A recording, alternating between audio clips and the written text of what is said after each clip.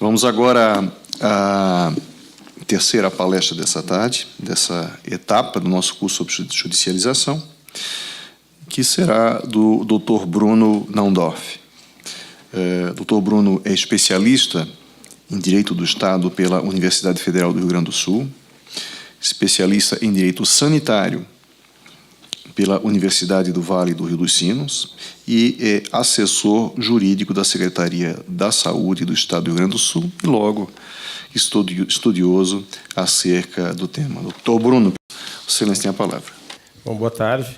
Primeiramente, queria agradecer ao desembargador Gebran pela organização do evento e também ao Dr. Francisco Donizete pela indicação, por conhecer um pouco da nossa realidade lá no Rio Grande do Sul e estar acompanhando um pouco dessa luta em glória que é conseguir colocar o sistema de saúde com as diretrizes que se teve desde a Constituição e a luta em glória de trabalhar e ter a judicialização, que muitas vezes é necessária, mas que causa uma desorganização do sistema. Então, nessa linha, a gente vai falar do impacto da judicialização na saúde e, em especial, dos procedimentos e preços que são praticados na aquisição de medicamentos. Se tivesse, acho que, assistido um pouco a palestra do Dr. Marco antes de agora, talvez teria alguns outros temas, mas vou tentar abordar, embora eles não tivessem expostos, porque foi bem interessante a relação do que a gente vai trazer. Primeiramente, a Fernanda já trouxe o número da União. Nós tivemos 1 bilhão de gastos, e em 2016 a Fernanda já trouxe 1 bilhão e 200 pela União, quando lá em 2016 ela gastava 9 milhões e 170 mil. Eu lembro que, por volta dessa época, em 2007, nós tivemos no Rio Grande do Sul com uma comitiva indo ao Supremo, em 2007, ao STF, quando a ministra Ellen Grace estava na presidência, e falamos com diversos dos ministros que hoje já nem estão na corte, trazendo essa situação. Naquela época, provavelmente, o gasto do Rio Grande do Sul já era superior aos 9 milhões. E nos perguntavam se esse era um fenômeno do Rio Grande do Sul, pela judicialização, que a gente sabe que é muito forte no Rio Grande do Sul, ou se era um fenômeno brasileiro, porque a gente não teve um grande apoio de outros entes mostrando que essa realidade tem. Hoje a gente vai ver que a realidade mudou e que o Brasil inteiro está sofrendo com essa forma da judicialização e talvez da falta de entendimento das leis existentes e das leis não jurídicas, mas que foram trazidas hoje. Para ter uma ideia do impacto da União, a União, apenas com 4.800 pacientes, ela teve 4.855 só pacientes sendo atendidos em 2015, e com 1.100 ela gastou 845 milhões. Imagina esse impacto se esses pacientes estivessem sendo buscados junto ao Estado ou junto a algum dos municípios, como a Fernanda colocou. No âmbito dos estados, a Fernanda trouxe o exemplo de Santa Catarina, de São Paulo, não é diferente, embora as realidades sejam muito distantes entre cada um dos estados e em cada região do país. Mas, para ter uma ideia, no Rio Grande do Sul, nós já atingimos a lei que eu aprendi hoje, a lei de Wild-Davsky, porque nós já atingimos 15% só com judicialização do orçamento da Secretaria da Saúde em Saúde. Então, neste ano, nós chegamos a 325 milhões. Esse dado está sendo apresentado até hoje pela primeira vez, porque eu estive na coordenação em 2004 até 2011, e depois, agora, em 2015, retornei. E, quando eu retornei, alguns dados a gente não tinha de alguns períodos de um acompanhamento que a gente fazia. Nós conseguimos agora. E vocês vão ver aqui que existe uma tendência de queda no Rio Grande do Sul. Essa tendência é a realidade no Brasil? Não. Nós estamos, a Fernanda está junto num grupo no Ministério, estudando a judicialização, e a gente vê que a judicialização está nessa curva. Talvez, se a gente tivesse enfrentado lá em 2006, 2007, essa questão do âmbito nacional e na discussão que hoje está tendo no STJ, com recurso repetitivo, no STF, com as audiências públicas e com as decisões que começam a tomar corpo, nós teríamos uma relação. Mas esse fenômeno que a gente está vendo aqui vai ser difícil de frear nos outros estados por um bom tempo. Se fala muito do que é a judicialização. E óbvio que a judicialização, ela, como a gente já disse, não é uma regra em todos os estados, em todos os municípios, inclusive na União. Mas no Rio Grande do Sul, usando um dado agora de 2017, bem atualizado, a demanda judicial ela é de 59%, 60% de medicamentos completamente fora de quaisquer listas do SUS. São medicamentos que não foram integralizados nem pelos municípios, nem pelos estados, e sequer pela União, quem compete a incorporação no âmbito do SUS. E, mostrando aqui essa desorganização que se causa no sistema, o Estado é obrigado a entregar 12,45% de medicamentos básicos, o que demonstra que sequer a assistência básica está funcionando, porque não haveria necessidade de judicialização desse tipo de item, que são itens baratos e muitas vezes sai mais caro o Estado, a União ou até o próprio município entregar pela via judicial do que a compra no sistema que é tripartite, que há recursos repassados pela União per capita, pelos estados e tem obrigação dos municípios colocar. A gente verificaria, então, que há uma desorganização do Estado porque ele não entrega 27% e causa essa judicialização? Não. Desses 27%, não significa que esses 20% de medicamentos do componente especializado, hoje denominado, e no Rio Grande do Sul, que a gente tem um componente especial, sejam medicamentos que não foram entregues por uma desorganização do Estado. Muitas vezes são porque esses medicamentos são solicitados fora dos protocolos clínicos e diretrizes terapêuticas que nós temos dentro do Estado. Aqui trazer um ponto, já entrando agora sim na parte prática do nosso sistema de atendimento, que o Dr. Francisco acompanhou, porque nós tivemos várias discussões lá no Rio Grande do Sul acerca do número de atendimentos. O Rio Grande do Sul ele trouxe uma organização nova. Lá em 2006, 2007, nós trouxemos um modelo de uma contratação de distribuidora para atender todas as demandas.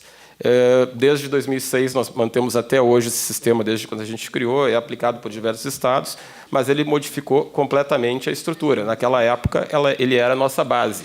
Hoje, ele representa apenas 10% desses medicamentos que têm alguma dificuldade de comprar. Daquela apresentação que nós tínhamos feito, aumentou ainda mais. Nós chegamos a 106 mil tratamentos. Tratamento significa um paciente ele pode ter 1, 2 ou 3. Cada tratamento, cada medicamento que um paciente necessita. 88% através de compra por atas de registro de preço, que nos facilita muito o cumprimento e a entrega.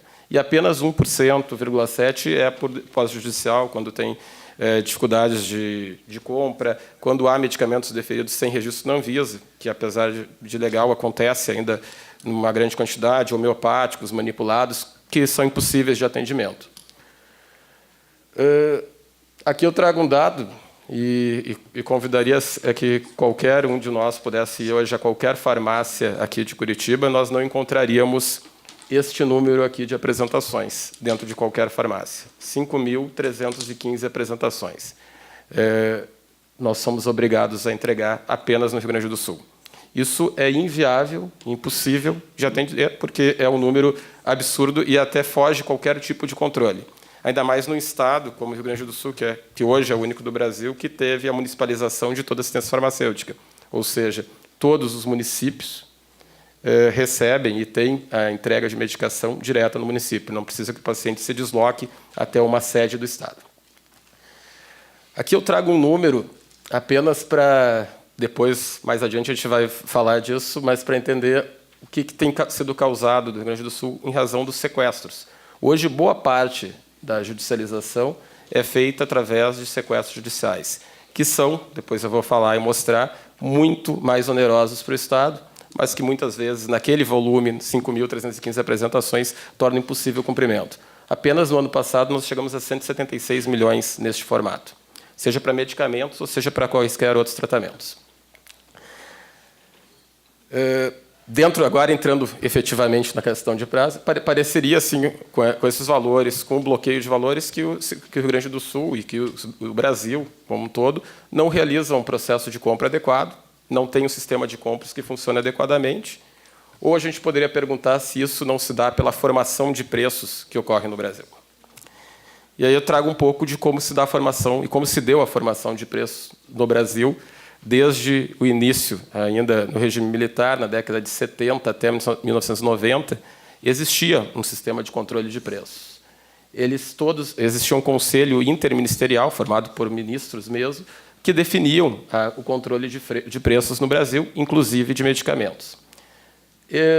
Em todo o período foi identificado isso, mas em 90, principalmente, se definiu que isso causava falta de oferta de produtos em razão do controle, burlas, criação de formas de pagamento e cobranças de formas diferentes, colocando o valor de frete, colocando outros valores para fazer essa cobrança além do valor que seria o adequado e tabelado.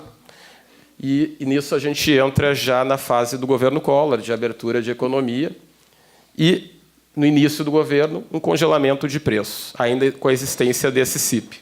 Há um congelamento de preços, mercadorias somem, medicamentos também acabam não tendo, e logo mais, em agosto, se resolve fazer uma liberação.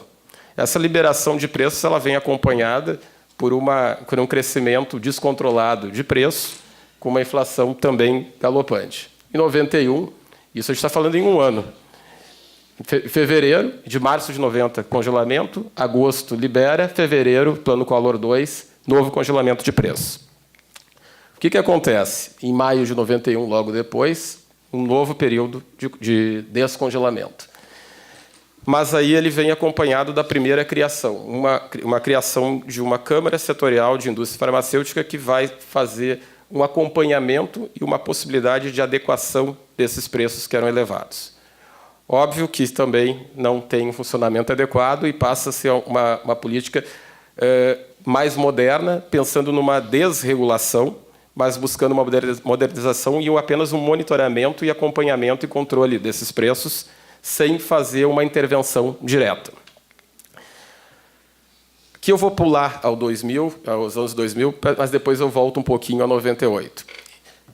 No final dos anos 90, início dos anos 2000, há uma CPI de medicamentos, tendo todo esse descontrole que se via, e se identifica que há uma formação de cartel que visa, seja controlar o mercado, seja aumento e manutenção de preços.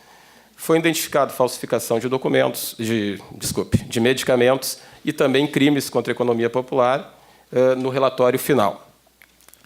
Foi identificado também que, apesar do Brasil ter um grande número de laboratórios farmacêuticos naquela época, a concentração ela se dava, nos princípios ativos, nos mais necessitados, num número bastante reduzido de laboratórios, o que não difere muito da situação de hoje, apesar das políticas implementadas. Existem várias audiências públicas que vão sendo discutidas durante esse período e acaba fazendo com que haja, pelos governos da época, uma modificação dessa política de desregulação para uma política de regulação de mercado. Ela inicia, acho que era o ministro Serra, com incentivos aos genéricos, numa criação de uma política nacional de medicamentos, que visa, e até hoje ela mantém essa mesma diretriz, assegurar o acesso da população a medicamentos seguros, eficazes de qualidades, com o menor custo possível. E essa é a base, inclusive, da criação dos medicamentos genéricos que a gente tem até hoje. Em 99, há a criação da Anvisa, mas apenas em 2001, e aí já após a CPI de medicamentos, ela é alterada, a legislação, para dar essa função à Anvisa de autorizar o funcionamento de empresas de fabricação, distribuição, importação e comercialização de medicamentos. Desde lá, para venda no Brasil, deveria ser obrigatório o registro da Anvisa. Claro que nós temos hoje, o Soliris é um dos medicamentos bastante demandados contra a União, que a empresa até hoje não registra. Óbvio que ela tem alguns motivos, talvez técnicos, mas também essa garantia de, a partir do momento que ela registrar, ela ter apenas por 5 anos, em princípio, a regra de manutenção do mercado. E isso facilita, principalmente tendo a situação dela, que ela tem a garantia de compra para atendimento da judicialização. E eu lembro o valor que eu referi lá no início, que boa parte é deste medicamento, mas isso acontece também com outras situações. E ela cria também, para a Anvisa, uma outra função, que é de monitorar a evolução da Câmara do preço de medicamentos. Como que ela faz isso? E por que ela fez isso? Porque se identificava esse aumento substancial também naquele preço e um descontrole. O preço que um estado, que um município pagava, o preço que existia numa determinada farmácia, ele era bastante diferente. E Cria-se, então, uma regulação efetiva de preços, só que agora seguindo parâmetros consagrados na experiência internacional. Para um registro no Brasil, não bastaria apenas o valor de custo de mercado, mas buscaria, inclusive, os valores cobrados em outros países, principalmente Europa e Austrália, para criar um parâmetro de preço mais moderno, mas também consagrado nesses modelos parametrizados. E ela se dá pela criação da CAMED, que é essa Câmara de Medicamentos que é criada em 2000. Ela cria uma fórmula paramétrica, que eu não teria como explicar aqui, que é quase aquela fórmula que foi mostrada, mas que, basicamente, ela busca esse reajuste de preço tanto no histórico da evolução dos preços, porque eles são mudados na medida da escala de venda, na quantidade de medicamentos que é fornecida, no tempo de concorrência com outros fornecedores, isso teria uma redução de preço. Então, ela obriga que não apenas a planilha de custos, mas também o faturamento das empresas, essa taxa interna que está prevista na Resolução 01 de 2004, fossem criados esses critérios pela CAMED. Aí já entra a CEMED. Há uma alteração para criar, além desses itens que eu falei, a competitividade que incorporasse no preço os ganhos de produtividade e os fatores de ajuste, que estão também na regulamentação. E, nessa época, se cria aí um teto de preço, ou seja, se permite a venda dentro daqueles valores regulados, porém, com um teto de preço de fabricante, ou seja, o máximo que o fabricante pode vender a distribuidores, a farmácias ou até ao próprio Estado, e após também ao mercado consumidor. Ou seja, existe um valor máximo que qualquer cliente pode pagar numa determinada farmácia por qualquer medicamento no Brasil. Essa política vige até hoje. Logo após, para unificar esses padrões de preço, porque nós tínhamos valores muito diferentes no norte e nordeste do país em relação ao sudeste e ao sul do país, se cria o coeficiente de aplicação de preços que faz com que haja, dentro daquele valor do preço de fábrica, um desconto mínimo que é obrigatório sobre todos os medicamentos que são realizados pelos entes públicos, buscando uniformizar esse preço. Ou seja, eu teria um valor CAP que obrigaria qualquer fornecedor, quando vender para o Estado, a vender por este valor. Esse cálculo ele é atualizado todos os anos e ele é calculado com base no PIB per capita de vários países que ali eu coloco. Com essa criação, se criou uma nova sigla, PMVG, Preço Máximo de Venda ao Governo, que nada mais é que a aplicação do CAP ao preço. Hoje, agora, pelo comunicado 06 de 2017, esse valor é de 19,28, ou seja, parece algo muito bom. Toda a compra do Estado vai ter 19,28% sobre o preço de fábrica em qualquer compra realizada. Mas ele vale para todas as compras feitas pelo poder público? Não. Ele só vale para atender à ordem judicial, o que, de certa forma, é um incentivo à judicialização.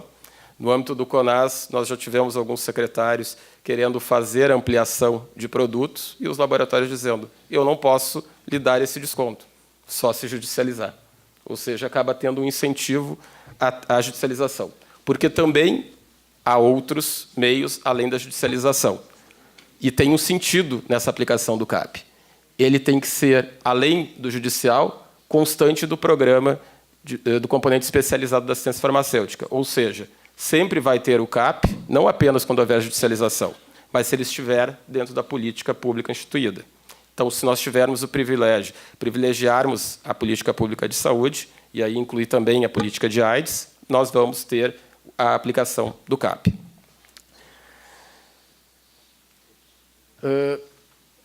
Com essa fala, a gente parece, né, que tendo agora o CAP, todas as nossas compras são boas, são positivas, e nós temos um grande avanço com a criação do CAP e podemos fazer uma compra boa. Mas eu pergunto a vocês, quando a gente passa na frente de qualquer farmácia, não é bem comum nós vermos esse tipo de propagandas, 70% de desconto, 60% de desconto. Claro que é sobre preço ao consumidor. Mas por que se dá esse desconto tão grande? E se dá esse desconto tão grande, será que se compra bem com um coeficiente de aplicação de 19,28%? Vou trazer um exemplo para vocês de um caso de judicialização, embora eu acho que a doutora Deise já tenha trazido parte dele de manhã, mas agora de forma mais expressa. Esse medicamento foi incorporado pela União. O medicamento é o Sofosbuvir, um medicamento bastante judicializado para hepatite C. Tratamento mais comum é de 12 semanas, portanto, precisaria de 84 comprimidos. E se o paciente busca essa compra na farmácia, ele vai ter um pagamento de R$ 263 mil. Nós já tivemos até casos de mais de R$ 500 mil para um único paciente no Rio Grande do Sul. Isso porque o preço de consumidor é R$ 3.133. Muitas vezes, quando vai com recursos públicos à farmácia, não se consegue, muitas vezes, o desconto, aqueles de 70 que são concedidos, embora esse medicamento é novo, não se enquadre nesses descontos tão grandes. E gastaria 263 mil. Se eu for verificar o valor que o Estado poderia pagar pelo valor de PMVG, ou seja, com a aplicação do CAP, eu teria 53 mil a caixa, e esse tratamento custaria 159 mil reais para o Estado, para a União ou para o município. Mas, indo um pouco adiante, eu veria que o Estado do Rio Grande do Sul conseguiu fazer uma compra com valor muito mais abaixo do que o valor do PMVG. Eu consigo a 639, um terço do valor que o preço CAP teria a possibilidade de pagar. E consigo a 17.900 a caixa e o custo total de tratamento, quando é deferido judicialmente, de 53 mil reais. Mas, quando eu faço respeito à política pública instituída no Brasil, a política pública com a compra centralizada no Ministério, com ganho eu consigo esse comprimido a R$ 162 reais. E esse tratamento inteiro vai custar R$ 13.600 reais. Essa é a lógica perversa que muitas vezes acaba estando por trás da judicialização quando o paciente fura a fila do sistema. Aqui eu trago inúmeros, mas vai ficar à disposição de outros. Esses são os 10 medicamentos mais judicializados no Rio Grande do Sul. Se verificar, todos eles é o valor da ata que a gente paga, o valor CMED para consumidor e o valor máximo de venda ao governo. Aqui se identifica um pouco daquele impacto financeiro que acaba tendo no Rio Grande do Sul. Aqui está o Sofosbuvir, mas também estão outros. Aqui estão todos os da hepatite C. Eu falei só desse, mas óbvio que o Sofosbuvir ele é utilizado junto com essas outras drogas. Então, o tratamento ele é um pouco mais caro ainda do que aquele valor. Bom, o que a gente conclui? Que esse sistema, apesar de todas as evoluções que a gente teve desde a década de 70 até hoje, embora seja melhor, ele não funciona. Por quê? Porque não há um acompanhamento de preços efetivo pela CMED. Porque a Lei 10.742 ela não permite um controle efetivo. Porque lá no artigo 4º, ela coloca vários índices e formas desses controles. Esses primeiros são aqueles que eu falei, ganho de fator de produtividade, fator de ajuste de preços, intrasetor e entre setores, e também o IPCA. O que a gente acaba vendo todos os meses de abril e, às vezes, 2 vezes por ano? Que foi autorizado o aumento de preço de medicamentos em 6%, em 7%. E o que a gente sabe? Que o medicamento, depois de 5 anos, ele barateia. Ele se torna muito mais barato para o governo e para a população, que permite aqueles 70% e 80%. Mas esse valor não é atualizado. Embora atualizado nesse formato, para mais ou para menos. O que aconteceu? Nós tivemos, sobre esse assunto, algumas audiências públicas, CONAS, CONASEM participaram, a própria CEMED, na Câmara dos Deputados, na Comissão de Seguridade, e está sendo bastante discutido pelos deputados esse assunto, porque se mostra, alguns deputados que já foram presidente do CONAS, que têm esse conhecimento, verificam que isso não funciona. E que o Estado acaba pagando um valor muito maior. O Estado fala em gênero. Nós tivemos, até depois dessa audiência, feito uma propositura que vai na linha da medida provisória que acabou de caducar, ou seja, o governo identificou essa situação, propôs que o Conselho de Ministros da CEMED poderia autorizar esse ajuste positivo ou negativo, ou seja, reconhecendo que esse ajuste negativo não existia. essa medida provisória, dia 30 de maio, caducou. Estamos fazendo alguns projetos de lei para inserir um artigo 10 ou 9, colocando essa obrigação não só de permitir o acompanhamento e ajuste, mas de obrigar com que os entes, que a CEMED acompanhe esse preço, tanto no mercado de venda nos estados, o caso do Sofosbuvir é um caso bem típico, mas também no mercado de venda ao consumidor. E existem algumas ações civis públicas movidas pelo Ministério Público, creio que já no Rio Grande do Sul, sei que em Brasília foi proposta uma, mais ou menos nessa linha de obrigar que seja colocado no preço correto para que o valor CAP e o valor de venda seja adequado. A maioria dos estados e municípios consegue fazer a compra pelo CAP. O que eu estou criticando é que não necessariamente esse valor seja o adequado. Indo agora para a parte final, que acho que está acabando meus últimos 5 minutos, o que significa de tudo que a gente viu até agora? Que quando há a incorporação nos termos da lei prevista pela Conitec, e aí traria boa parte da fala dos que me antecederam, ou seja, a gente deixar da discussão apenas no caráter individual e passarmos do caráter coletivo, pensem que só no Rio Grande do Sul 15% do orçamento de saúde está indo para a judicialização. Significa que esses recursos eles estão deixando de ser destinados em situações de caráter coletivo, para o atendimento individualizado. O Ministério, da mesma forma. E os demais entes também têm essa discussão. Não estou dizendo com isso que o sistema de incorporação, que hoje tem tido um avanço efetivo, seja o melhor e seja o mais adequado, funcione perfeitamente, porque não funciona.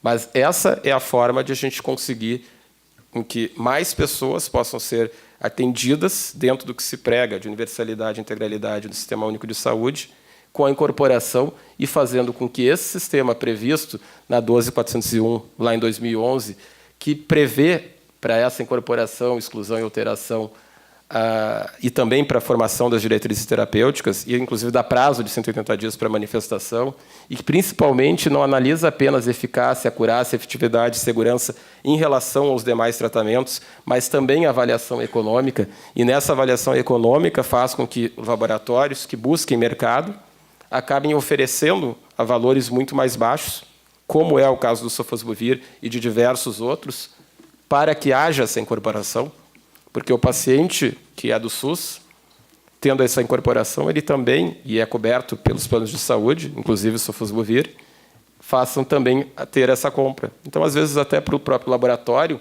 acaba sendo interessante a incorporação desses medicamentos. Quando há o respeito a essa política, nós temos uma possibilidade de ter um avanço dentro da política de preços no Brasil. Eu termino por aqui, acho que faltam 1 minuto, e fico à disposição para o debate.